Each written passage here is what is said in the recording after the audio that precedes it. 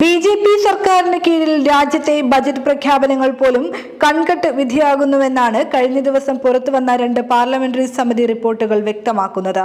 പ്രധാനപ്പെട്ട 2 ഇനങ്ങളിലാണ് പാർലമെന്ററി സമിതി വീഴ്ചകൾ ചൂണ്ടിക്കാട്ടിയിരിക്കുന്നത്. അതാകട്ടെ രാജ്യത്തെ ഗ്രാമീണ നഗര ജനങ്ങളുടെ സാമ്പത്തിക ഉന്നതിയും സാമൂഹ്യ പുരോഗതിയും ലക്ഷ്യം വെച്ചുള്ളവയാണ് എന്നത് വീഴ്ചകളെ ഗൗരവതരമാക്കുന്നു.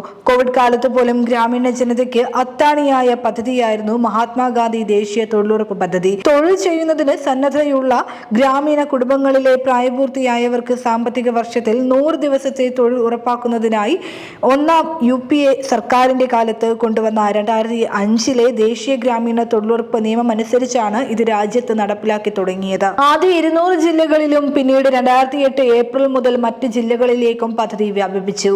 തൊഴിൽ മൗലിക അവകാശമാണെന്ന ഭരണഘടനാ കാഴ്ചപ്പാടിന്റെ ഭാഗികമായ നടപ്പിലാക്കൽ കൂടിയാണ് ഇതിലൂടെ സാധ്യമായത്.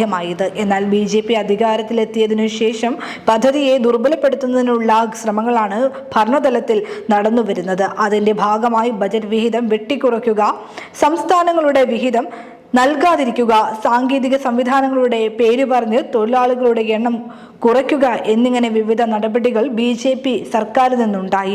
ഇതിന്റെ ഫലമായി 5 കോടിയിലധികം പേരെ തൊഴിൽ പട്ടികയിൽ നിന്ന് ഒഴിവാക്കിയെന്നാണ് അനൌദ്യോഗിക കണക്ക്. എന്നാൽ കഴിഞ്ഞ ഫെബ്രുവരിയിൽ കേന്ദ്ര സർക്കാർ പ്രസിദ്ധീകരിച്ച വാർത്താക്കുറിപ്പ് പ്രകാരം 1.25 കോടിയാണ് പുറത്തായവരുടെ എണ്ണം. ഈ രീതിയിൽ പദ്ധതിയെ ദുർബലപ്പെടുത്തുന്ന കേന്ദ്ര സർക്കാർ പദ്ധതി വിഹിതം അനുവദിക്കുന്നതിൽ ഗുരുതരമായ വീഴ്ച വരുത്തുന്നുവെന്നാണ് പാർലമെന്ററി സമിതി കുറ്റപ്പെടുത്തിയിരിക്കുന്നത്. സമിതി മുമ്പാകെ നൽകിയ ഫെബ്രുവരി 15 വരെയുള്ള വിവരങ്ങൾ അനുസരിച്ച് 23,446.27 കോടി കുടിശ്ശികയാണെന്നതും നടപ്പു സാമ്പത്തിക വർഷത്തെ ബജറ്റിൽ നീക്കിവച്ച വിഹിതത്തിന്റെ 27.26%മാണിതെന്നുമാണ് റിപ്പോർട്ടിലുള്ളത്. മുൻ വർഷത്തെ കുടിശ്ശിക നൽകണമെങ്കിൽ തന്നെ അനുവദിച്ചതിന്റെ 1/4 ആവശ്യമായി വരും. അതനുസരിച്ച് മുഴുവൻ തുകയും അനുവദിച്ചാൽ പോലും നടപ്പു വർഷത്തെ ബജറ്റ് വിഹിതം 62,553.73 കോടിയായി കുറയുമെന്നും സമിതി ചൂണ്ടിക്കാട്ടുന്നു.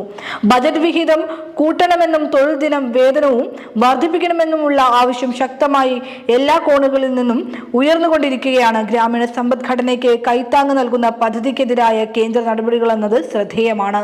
സമാനമായ കണ്ടെത്തലുകൾ തന്നെയാണ് നഗരവികസനത്തിനായി നീക്കിവെച്ചതിൽ വലിയൊരു തുക പാഴാക്കിയെന്നത്. പാർലമെന്ററി സമിതി മുമ്പാകെ നഗരവികസന വകുപ്പ് നൽകിയ ഫെബ്രുവരി അവസാനം വരെയുള്ള കണക്കുകൾ പരിശോധിച്ചതിനാലാണ് ഭീമമായ തുക പാഴായതായി വിലയിരുത്തിയത്.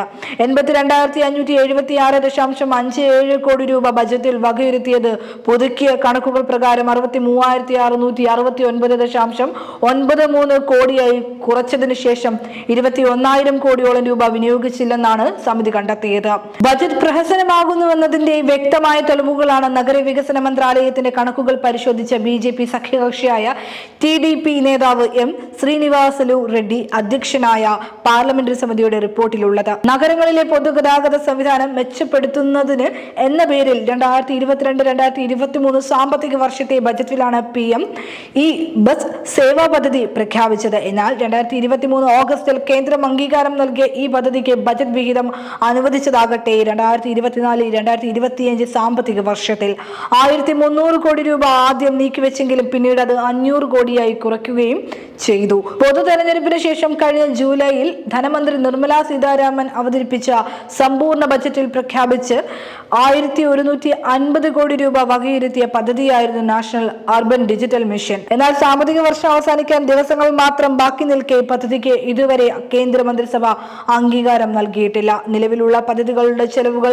നിർവഹിക്കുന്നതിനും പുതിയവ പ്രഖ്യാപിക്കുമ്പോൾ അതിനായി വിനിയോഗിക്കുന്നതിനും തുക നീക്കിവെക്കുകയും വരവ് ചെലവുകൾ ക്രമീകരിക്കുകയും ചെയ്യുക എന്ന ഭരണഘടനാപരമായ ഉത്തരവാദിത്തമാണ് ബജറ്റിലൂടെ സർക്കാരുകൾ നിർവഹിക്കേണ്ടത്. ബജറ്റിൽ നീക്കിവെക്കുന്ന വിഹിതം ചെലവഴിക്കൽ വേളയിൽ പൊരുത്തപ്പെടാതെ വരികയാണെങ്കിൽ പുതുക്കുന്ന കണക്കുകൾ പ്രകാരം അധികമായി തുക നീക്കിവെക്കുക എന്നിങ്ങനെയാണ് ബജറ്റിന്റെ രീതിശാസ്ത്രം. എന്നാൽ ചെലവാക്കുന്ന തുക അനുവദിക്കാതെയും നീക്കിവെക്കുന്നവ ചെലവഴിക്കാതെ പാഴാക്കിയും പ്രഖ്യാപിക്കുന്ന പുതിയ പദ്ധതികളെ ഗൗരവത്തിലെടുക്കാതെ കടലാസിൽ ഇറുക്കുകയും ചെയ്തുകൊണ്ട് ബജറ്റ് തന്നെ പ്രഹസനമാക്കുന്നുവെന്നാണ് ഇതിലൂടെ വ്യക്തമാകുന്നത്.